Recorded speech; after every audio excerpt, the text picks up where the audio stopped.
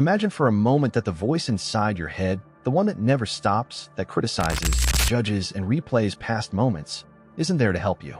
Controversial, right? But what if I told you that it's your greatest saboteur? Yes, this incessant mental chatter is not your guide, but the biggest obstacle between you and true peace. Do you know that feeling of being stuck, even when everything seems fine? Exactly.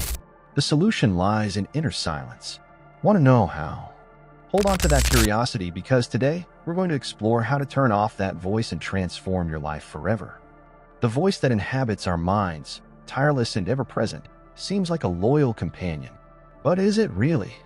In truth, it functions as a harsh judge, always ready to point out flaws, relive pain, and project fears. This voice, which seems to be you, is just an echo of your experiences, the beliefs you've absorbed over time. It's like a scratched record playing endlessly. For example, that criticism you keep repeating to yourself every time you make a mistake. It wasn't born today, but was built over time, reflecting not who you are, but what you've learned to be. This voice might seem helpful at times. After all, it promises to protect you from dangers and embarrassment. However, it tends to exaggerate, turning small concerns into giant monsters. Imagine you've just received a critique at work. The inner voice quickly chimes in, "You're not good enough." That's its default pattern. But look closer, it's not real. It's just a reflection of the fear of failure. A practical alternative? Every time the voice comes up with something negative, take a deep breath and ask, is this true? Or am I just stuck in my mind? Try it and notice the difference. Here's the big trick. This voice is not you. It's a collection of conditioned patterns and thoughts. The real you is the one who listens to that voice. Hard to believe? Think of it this way. When you hear someone speak, there's a separation between what's being said and who's listening. The same applies to your mind. The practice of observing the voice, rather than identifying with it, is liberating. A great starting point is to use a notebook. Whenever repetitive thoughts appear, write them down. This helps create distance between you and the mental loops your mind insists on replaying. The truth is, this voice feeds on our attention. The more you cling to what it says, the stronger it becomes. Think of it as a tantrum-throwing child in a supermarket. If you give in to every scream, the tantrum only gets worse. But if you simply observe without reacting, it tires itself out. So when the voice starts yelling, don't fight it. Take a deep breath, relax, and tell yourself, this will pass. Simply allow the thought to exist without feeding it. This breaks the dependency cycle the voice needs to continue.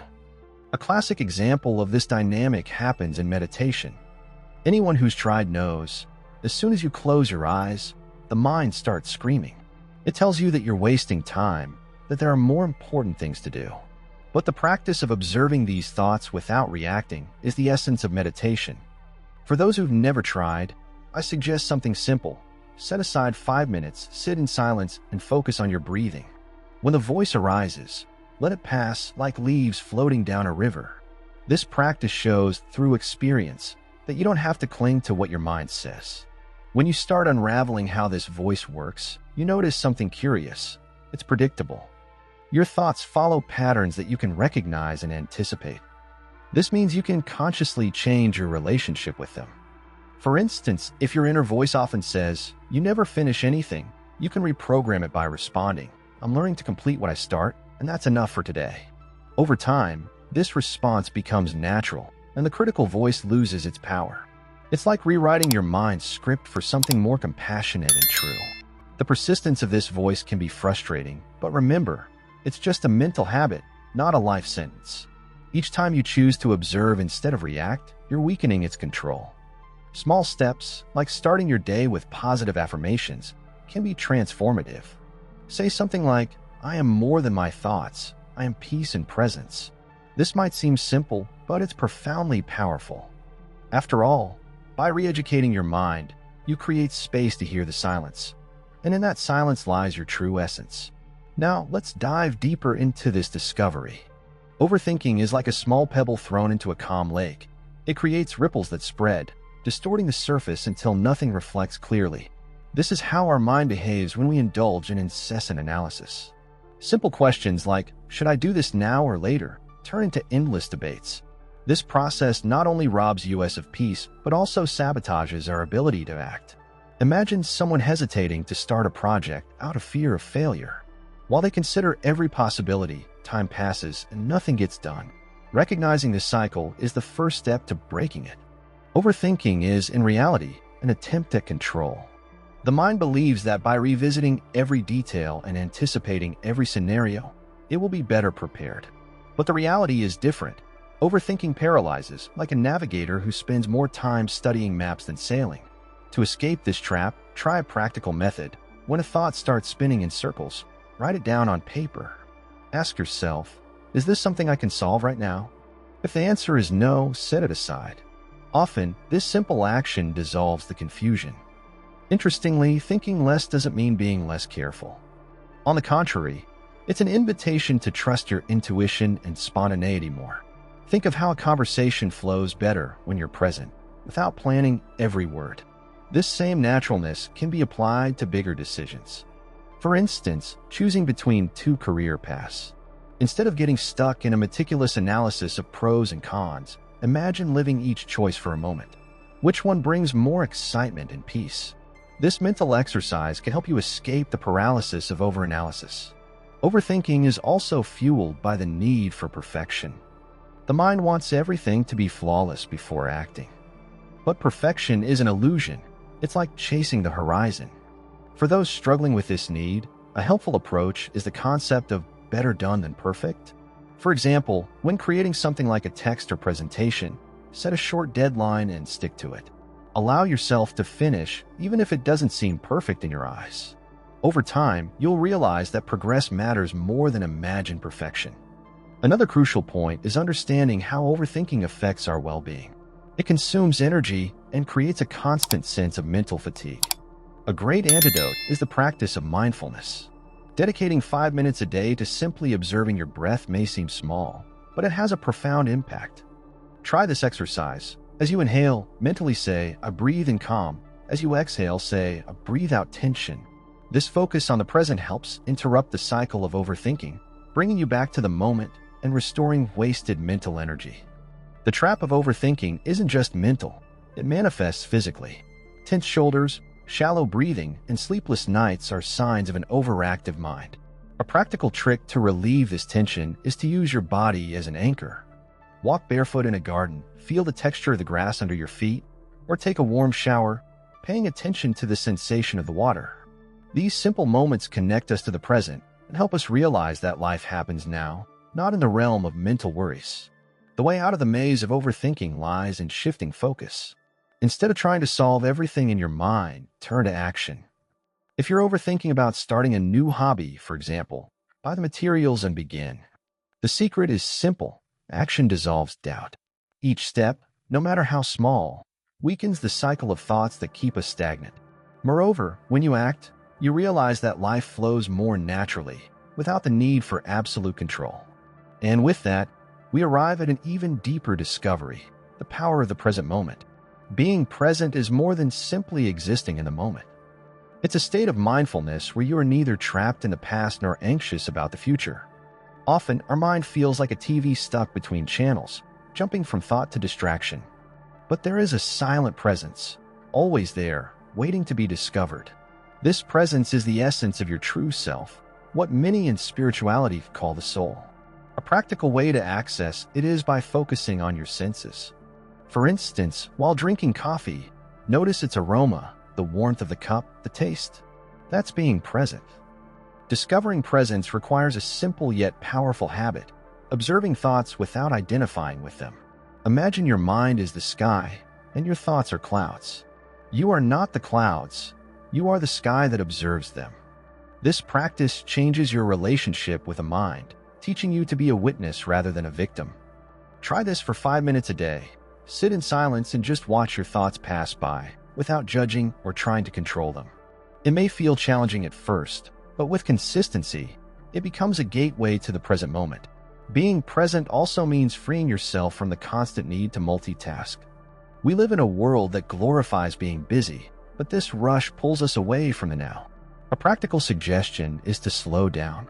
For example, instead of eating while checking your phone, focus solely on the meal. Chew slowly, savor every bite. This not only brings you into the moment, but also improves your digestion and your relationship with food. Small acts like these reinforce that true richness isn't in what we do, but in how we live each moment. Often, the mind argues that being present is a waste of time.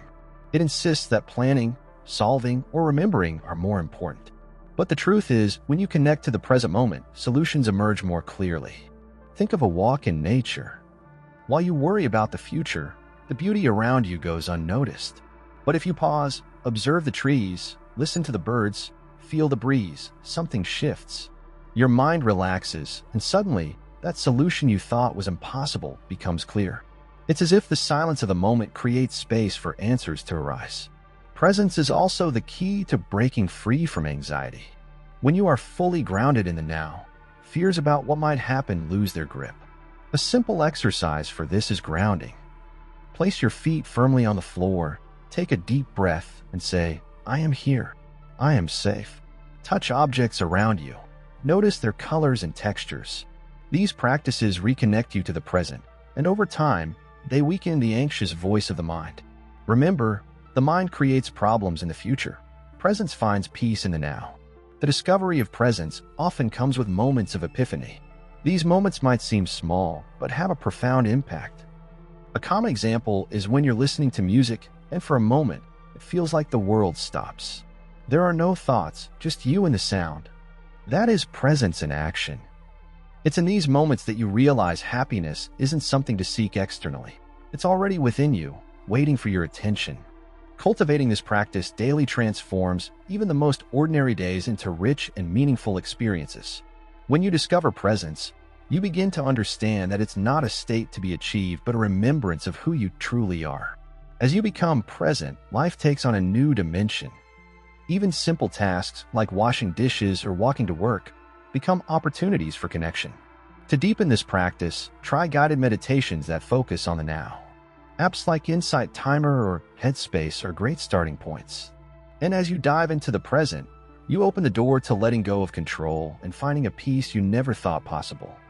Letting go of control might sound like an act of weakness, but in reality, it's one of the greatest signs of inner strength. Our mind has an insatiable tendency to control everything: outcomes, other people's opinions, even time itself. It's like trying to hold sand with clenched fists. The harder you squeeze, the faster it slips away. Letting go doesn't mean giving up. It means trusting that some things simply don't depend on you. A practical example: when faced with a problem you can't solve immediately, try saying to yourself, "I'll do what I can and accept the rest." The need for control often stems from fear. The mind believes that by anticipating every possibility, it can protect itself from failure or pain. But this mindset creates anxiety, not peace. Think of someone planning a trip.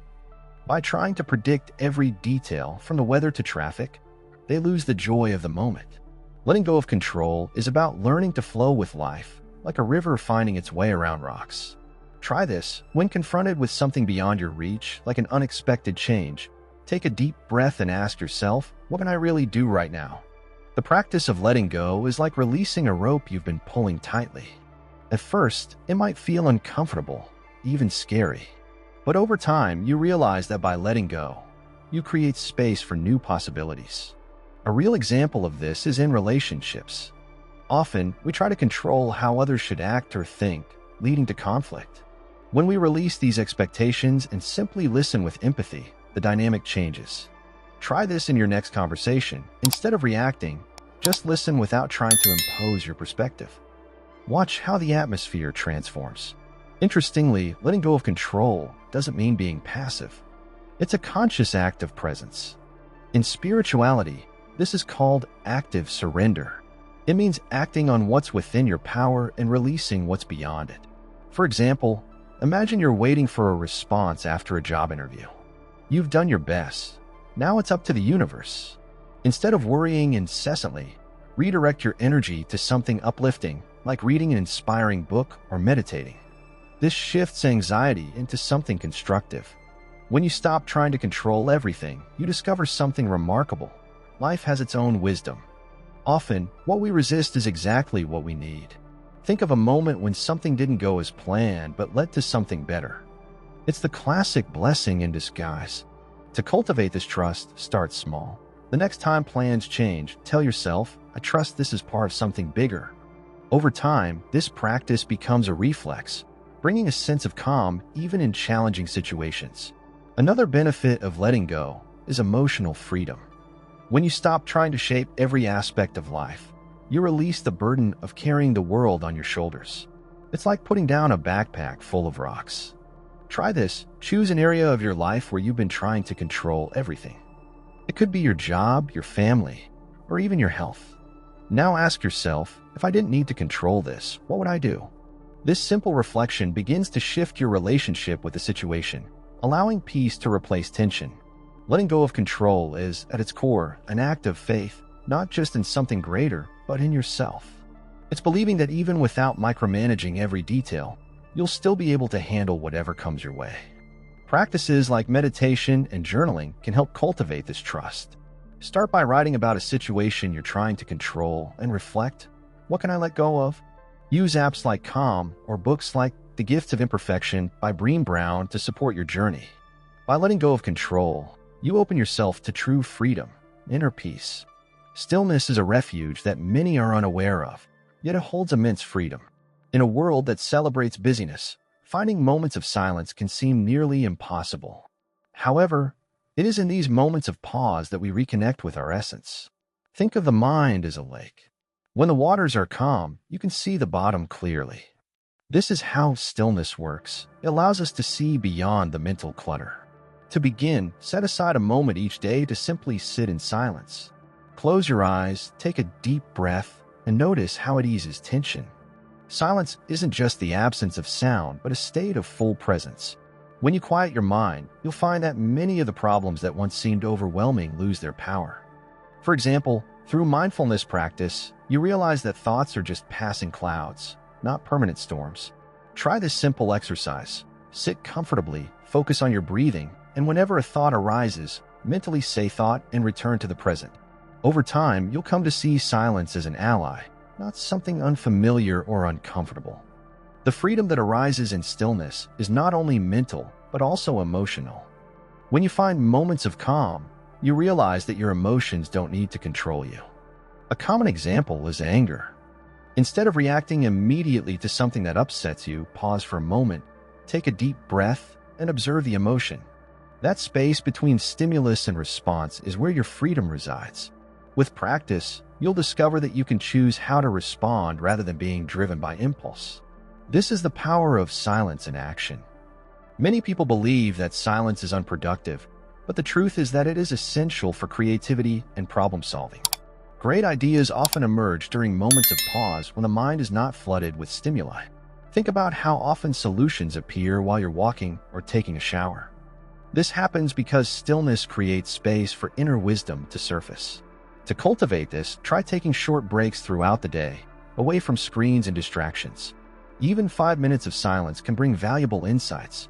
Another benefit of stillness is the connection it provides to the present moment. When you're silent, you notice details that previously went unnoticed. The sound of the wind, the rhythm of your breath, the warmth of the sun on your skin. These simple yet profound moments remind you that life is happening now, not in the scenarios created by your mind. A practical example. Try practicing active silence during a walk. Leave your phone aside and pay attention to what you see, hear, and feel. This practice transforms the ordinary into something special and meaningful. For those seeking to deepen the experience of stillness, spiritual practices like meditation or contemplative prayer can be transformative. Many spiritual traditions view silence as a bridge to the divine, a space where the soul can express itself. If this resonates with you, try starting with guided meditations available on apps like Insight Timer. Another option is the practice of heart prayer, used in Christian esotericism, where you repeat a short and meaningful phrase, such as I am peace, while breathing. These practices reinforce the sense of inner connection and freedom. The freedom found in stillness isn't reserved for sages or spiritual masters. It's accessible to anyone willing to take the first step. The beauty of this journey is that it doesn't require fancy tools or drastic life changes. It starts with a moment of pause, a conscious breath, and you're already on your way. Begin small, perhaps with a minute of silence before meals or upon waking up. Gradually, these moments become a habit, and silence shifts from being an uncomfortable void to a space filled with freedom and peace. Have you noticed how the voice in your mind, incessant thinking, and the need for control are traps that pull you away from who you truly are? That presence, silence, and letting go have the power to transform even the most challenging moments. Now, the big question is, what will you do with this knowledge? Change begins with a simple decision. Choose to observe your thoughts, slow down, and allow life to flow without the need for control. It seems simple, but is deeply profound. Can you imagine the impact this could have on your life? What would it feel like to live free from your mind's grip, experience unshakable calm, and see solutions where there once were only problems? Don't let this insight remain just theoretical. Start today. Choose a practice: meditation, mindful journaling, or a moment of silence. It all begins with one small step. What will yours be? Now, I want to hear from you. Share the keyword transformation in the comments to activate this change in your life. Subscribe to the channel, turn on notifications, and stay with me on this journey of self-discovery. Together, let's explore the mysteries of spirituality, esotericism, and the immense power that resides within you. See you in the next content.